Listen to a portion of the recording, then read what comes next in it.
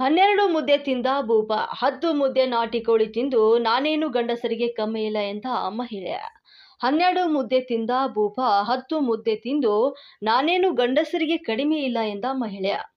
ನಾಟಿ ಕೋಳಿ ಮುದ್ದೆ ತಿನ್ನುವಂತಹ ಸ್ಪರ್ಧೆಯಲ್ಲಿ ಅಕ್ಕತಮ್ಮನ ಭರ್ಜರಿ ಬ್ಯಾಟಿಂಗ್ ಆಗಿದ್ದು, ಬೆಂಗಳೂರಿನ HSR ಲೇಔಟ್ನಲ್ಲಿ ನಾಟಿ ಕೋಳಿ ಸಾರು ಮುದ್ದೆ ತಿನ್ನುವ ಸ್ಪರ್ಧೆಯನ್ನ ಆಯೋಜಿಸಲಾಗಿತ್ತು. ನಾಡಗೀತೆಗೆ 100 ವರ್ಷ ಸಂಭ್ರಮ, ಕನ್ನಡ ರಾಜ್ಯೋತ್ಸವ ಮತ್ತು ವಕೀಲರ ಸಮ್ಮೇಳನ ಕಾರ್ಯಕ್ರಮ ಪ್ರಯುಕ್ತ ಆಯೋಜನೆ ಮಾಡಲಾಗಿದ್ದಂತಹ ಸ್ಪರ್ಧೆಯಲ್ಲಿ ನೂರಾರು ಮಂದಿ ಸ್ಪರ್ಧಿಗಳು ಭಾಗವಹಿಸಿದ್ರು. ಮಂಡ್ಯ, ಹಾಸನ, ಕನಕಪುರ, ಚಿತ್ರದುರ್ಗ, ಮೈಸೂರು, ದೊಡ್ಡಬಳ್ಳಾಪುರ, ಚನ್ನಪಟ್ಟಣ, ಆನೇಕಲ್ ಸೇರಿದಂತೆ ನಾನಾ ಭಾಗಗಳಿಂದ ಸ್ಪರ್ಧಿಸಿದ್ರು. ಸ್ಪರ್ಧಿಗಳು ಆಗಮಿಸಿದ್ದು, ಪುರುಷರಿಗೆ ಪ್ರಥಮ ಬಹುಮಾನವಾಗಿ ಟಗರು, ದ್ವಿತೀಯ ಬಹುಮಾನವಾಗಿ ಕುರಿ, ತೃತೀಯ 4 ನಾಟಿ ಕೋಳಿಗಳ ನೀಡಲಾಗಿತ್ತು. ಮಹಿಳೆಯರಿಗೆ ಪ್ರಥಮ ಬಹುಮಾನ 32 ಇಂಚಿನ ಟಿವಿ ಹಾಗೂ 5,000 ನಗದು ಆಕರ್ಷಕ ಸೀರೆ, ದ್ವಿತೀಯ ಬಹುಮಾನವಾಗಿ ಮಿಕ್ಸರ್ ಗ್ರೈಂಡರ್ ಮತ್ತು 4,000 ನಗದು ಸೀರೆ, ತೃತೀಯ ಬಹುಮಾನವಾಗಿ ಚಿಕನ್ ಸೆಟ್ 3,000 ನಗದು ಸೀರೆಯನ್ನು ನೀಡಲಾಯಿತು. ಸರ್, ನಾನು ವೈಟ್ಫೀಲ್ಡ್ ನಲ್ಲೂರಹಳ್ಳಿಯಿಂದ ಬಂದಿರೋದು. HSR ಲೇಔಟಲ್ಲಿ ಭಾಗವಹಿಸಿರುವಂಥ ಸ್ಪರ್ಧೆಗೆ ಬಂದಿದ್ದೆ. ಸುಮಾರು 11:30 ಮುದ್ದೆ ತಿಂದೆ. ಅಷ್ಟಕ್ಕೆ ಸಾಕಾಯಿತು. ಬೆಳಿಗ್ಗೆ ನಾಷ್ಟ ಮಾಡ್ಕೊಂಡು ಬಂದ್ಬಿಟ್ಟಿದ್ದೆ, ಗೊತ್ತಿರಲಿಲ್ಲ ಭಾಗವಹಿಸಿ ಇವತ್ತು ಇದು ಇಷ್ಟು ಗಂಟೆಗಿದೆ ಅಂತ. ವಿಷಯ ಗೊತ್ತಾಗಿ ನಮ್ಮ ಅಕ್ಕ ಅವರು ಹೋದ ವರ್ಷನೂ ಗೆದ್ದಿದ್ರು ಫಸ್ಟ್ ಪ್ರೈಸ್ ಮಹಿಳೆಯರಲ್ಲಿ. ಈ ವರ್ಷನೂ ಗೆದ್ದಿದ್ದಾರೆ ಫಸ್ಟ್ ಪ್ರೈಸು. ನನಗೂ ಫಸ್ಟ್ ಪ್ರೈಸ್ ಬಂತು. ತುಂಬ ಖುಷಿಯಾಗಿದೆ. ಅಕ್ಕ ತಮ್ಮನೇ ಗೆದ್ದಿದ್ದೀವಿ ಸರ್. ಅವರು 10 ಮುದ್ದೆನ ತಿಂದ್ರು.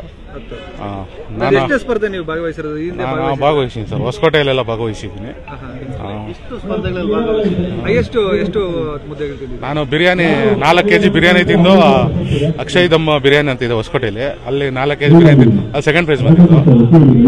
ಇಲ್ಲಿ ಇವತ್ತು ಇಲ್ಲ 12ನೇ ಮುದ್ದೆ 11:30 ಮುದ್ದೆ ತಿಂದು ಇವತ್ತು ಇಲ್ಲಿ ಫಸ್ಟ್ ಪ್ರೈಸ್ ಬಂದಿದೆ. ಅದೇ ಸರ್, ಟಗರು ಕೊಟ್ಟಿದ್ದಾರೆ. ತುಂಬಾ ಖುಷಿ ಆಯ್ತು. ಕೆಲಸ ಮಾಡ್ತೀಮ ಸರ್, ನಮ್ದು ಹೋಟ್ಲ್ ಇದೆ. ಅಂದ್ರೆ ಮುದ್ದೆ ತಿನ್ನೋ ಅಭ್ಯಾಸ ಇದೆ? ಮುದ್ದೆ ತಿಂತೀವಿ ಸರ್ ಮನೇಲಿ. ಪ್ರತಿದಿನ ಮುದ್ದೆ ತಿಂತೀವಿ. ಮನೇಲಿ 1 ಇಲ್ಲ 1.5 ಅಷ್ಟೇ ಸರ್ ಲಾಸ್ಟ್.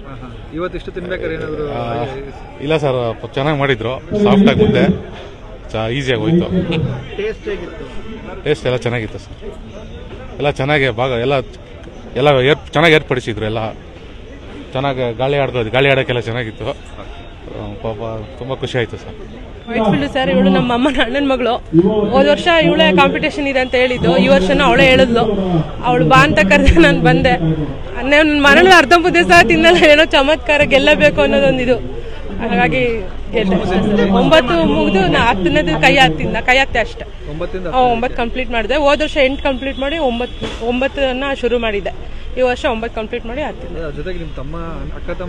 ಅವನು ಈ ವರ್ಷ ನಮ್ಮ ತಮ್ಮ, ಅವನಿಗೆ ಹೋದ ವರ್ಷ ಗೊತ್ತಿರ್ಲಿಲ್ಲ, ಈ ವರ್ಷ ಅವನು ಬಂದ ಪಾರ್ಟಿಸಿಪೇಟ್ ಮಾಡ್ತಾ ಗೆದ್ದ ಸರ್.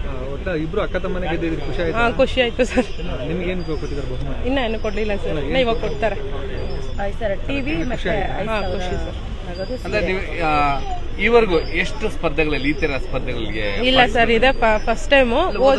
ಹೋದ ವರ್ಷ ಫಸ್ಟ್ ಟೈಮ್, ಇದೆ ಸೆಕೆಂಡ್ ಟೈಮ್ ಅಷ್ಟೇ ಸರ್. ಎರಡರಲ್ಲೂ ಕೂಡ ಫಸ್ಟ್? ಹೌದು ಸರ್, ಎರಡರಲ್ಲೂ ಫಸ್ಟ್. ವೃತ್ತಿ ಏನ್ ಮಾಡ್ಕೊಂಡಿದ್ದೀರಿ? ಸದ್ಯ ಮನೇಲೇ ಇದ್ದೀನಿ ಸರ್. ಮುಂಚೆ ಜಾಬ್ ಮಾಡ್ತಿದ್ದಾರೆ ರಿಲಯನ್ಸ್ ಅಲ್ಲಿ, ಇವಾಗ ಸದ್ಯ ಮನೇಲೇ ಇದ್ದೀನಿ. ಖುಷಿ ಅನ್ಸುತ್ತೆ ಸರ್. ಬಟ್ ಅದೇ ಕಷ್ಟ ಇದೆ, ಅಷ್ಟು ಈಸಿ ಇಲ್ಲ ಹೇಳ್ದಷ್ಟು ಮುದ್ದೆ ತಿನ್ನೋದು.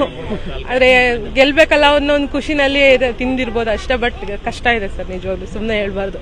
ಮುದ್ದೆ ತಿನ್ನೋದಂತ ಎಲ್ಲರೂ ಒಂಥರ ಚೀಪಾಗೂ ನೋಡ್ಬೋದು, ಬಟ್ ಆದ್ರೆ ಆರೋಗ್ಯನೇ. ಆದ್ರೆ ಡೈಲಿ ತಿನ್ನಕ್ ಆಗಲ್ಲ. ಮನೇಲಿ ನಾನು ಅರ್ಧ ಮುದ್ದೆ ಸಹ ತಿನ್ನಲ್ಲ. ಇಲ್ಲಿ ತಿನ್ನೋದು ದೊಡ್ಡ ವಿಷಯ. ಅದು ಹೇಗೆ ತಿಂತೀನೋ ನನಗೆ ಗೊತ್ತಿಲ್ಲ, ತಿಂದೆ ಅಷ್ಟೇ. ಗೆಲ್ಬೇಕನ್ನೋ ಒಂದು ಖುಷಿ ಅಷ್ಟೇ. ಅವಳು ಕರೆದ್ಲು, ನಾನು ಬಂದೆ. ಮತ್ತೆ ಅದನ್ನ ಅವಳಿಗೂ ನಿರಾಶೆ ಆಗ್ಬಾರ್ದು, ನನಗೂ ನಿರಾಶೆ ಆಗ್ಬಾರ್ದು ಅನ್ನೋ ಒಂದು. ಹೋದ ವರ್ಷ ಮಾತ್ರ ಅದೇ ಹುಮ್ಮಸ್ಸಲ್ಲಿ ತಿಂದಿದ್ದು. ನಾನು ತಿಂತಾ ಇರಲಿಲ್ಲ, ಅಕ್ಕ ನಾನು ಕರ್ಕೊಂಡ್ಬಂದಿತ್ತು, ನಿಂಗೆ ಗೆಲ್ಲೇಬೇಕು ಅಂದು ಹೋದ ವರ್ಷ ತಿಂದೆ.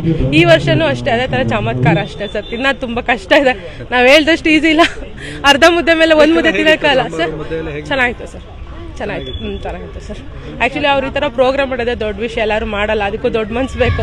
ಇಷ್ಟೆಲ್ಲ ಮಾಡಿ ಪ್ರೋತ್ಸಾಹ ಮಾಡ್ತಾರೆ ಅಂದ್ರೆ ಗ್ರೇಟ್. ಕನ್ನಡ ರಾಜ್ಯೋತ್ಸವ ಪ್ರಯುಕ್ತ ವಿಶೇಷವಾಗಿ ಏನೇನೋ ಮಾಡಬೇಕು ಅಂತ ಹೇಳಿದಾಗ ರಾಗಿ ಮುದ್ದೆ, ನಾಟಿ ಕೋಳಿ ಸಾರು ತಿನ್ನಬೇಕು ಅನ್ನೋ ಸ್ಪರ್ಧೆ ನೀವು ಆಯೋಜನೆ ಮಾಡಿದ್ರಿ. ಒಟ್ಟು 68 ಪುರುಷರು, 16 ಮಹಿಳೆಯರು ಭಾಗವಹಿಸಿದ್ರು. ಅದರಲ್ಲಿ ಪುರುಷರ ವಿಭಾಗದಲ್ಲಿ ನಮ್ಮ ವೈಟ್ಫೀಲ್ಡ್ನ ಅಜಯ್ ಕುಮಾರ್ 12 ಮುದ್ದೆ ತಿಂದು ಪ್ರಥಮ ಸ್ಥಾನನ ಗೆದ್ದಿದ್ದಾರೆ. ಅದೇ ರೀತಿ ಅತ್ತಿಬೆಲೆಯ ರಮೇಶ್ ಅವರು 9 ಮುದ್ದೆಗಳನ್ನ ತಿಂದು ಅವರು ದ್ವಿತೀಯವಾಗಿ ಕುರಿನ ಪಡೆದಿದ್ದಾರೆ. ಮತ್ತೊಬ್ರು ಮಹಿಳೆಯಲ್ಲಿ ಸೋಮಿ ಅಂತ ಹೇಳ್ಬಿಟ್ಟು ವೈಟ್ ಫೀಲ್ಡ್ ಅವರು ಮಿಕ್ಸರ್ ಇದು ಟಿವಿನ ಪ್ರಥಮವಾಗಿ ಗೆದ್ದಿದ್ದಾರೆ. ಅವರು 10 ಮುದ್ದೆ ತಿಂದಿದ್ದಾರೆ. ಚಂದ್ರಕಲರ್ 9 ಮುದ್ದೆ ತಿಂದು ಸೆಕೆಂಡ್ ಪ್ರೈಸ್ ಗೆದ್ದಿದ್ದಾರೆ. ಆಮೇಲೆ ಈ ರಾಜ್ಯೋತ್ಸವದಲ್ಲಿ ಪ್ರತಿ ವರ್ಷನೂ ಕೂಡ ಈ ತರ ನಡೀತಾ ಇರುತ್ತೆ. ಈ ಕಾರ್ತಿಕ್ ಸೋಮ ಅದೆಲ್ಲ ಆಗಿರೋ ಪಾರ್ಟಿಸಿಪೇಟ್ ಸ್ವಲ್ಪ ಕಡಿಮೆ ಇತ್ತು. ಮುಂದಿನ ದಿನಗಳಲ್ಲಿ ಮತ್ತಷ್ಟು ಒಂದು ಒಳ್ಳೆ ದಿನಾಂಕ ನೋಡಿಕೊಂಡು ಇದು ಹಾವೇರಿಯಲ್ಲಿ ರಾಗಿ ಇದು ಜೋಳದ ರೊಟ್ಟಿ ಮತ್ತೆ ಉಚ್ಚಲ್ ಚಟ್ನಿ ತಿನ್ನೋ ಕಾಂಪಿಟೇಷನ್ ಮಾಡ್ತಾ ಇದ್ದಾರೆ. ಕಾರ್ಯಕ್ರಮ ಮಾಡಬೇಕಂದ್ರೆ ಸರ್ ಎಲ್ಲರೂ ಕೂಡ ಆರ್ಕೆಸ್ಟ್ರಾ ಮಾಡೋದು, ರಾಜ್ಯೋತ್ಸವದ ಟೈಮಲ್ಲಿ ಬೇರೆ ತೀರ ರ್ಯಾಲಿ ಮಾಡೋದು ಅದೆಲ್ಲ ಮಾಡ್ತಾರೆ. ಬಟ್ ನನ್ನ ಉದ್ದೇಶ ಏನಂದ್ರೆ ನಮ್ಮ ದೇಸಿ ಮತ್ತೆ ಹಿರಿಯರ ಸಂಸ್ಕೃತಿ ಏನು ಕ್ರೀಡಾ ಇದಿತ್ತೋ ಅದನ್ನ ನಡೆಸ್ಕೊಂಡು ಹೋಗ್ಬೇಕು. ಮತ್ತೆ ವಿಶೇಷವಾಗಿ ಕೆಲವೊಂದು ಹಸಿದ ಹೊಟ್ಟೆಗಳಿಗೆ ಈ ಮೂಲಕ ಆದ್ರೂ ನಾವು ಅವರ ಜೊತೆಲಿ ನಿಲ್ಕೋಬೇಕು ಅನ್ನೋದು ನನ್ನ ನಿಲುವಾಗಿತ್ತು.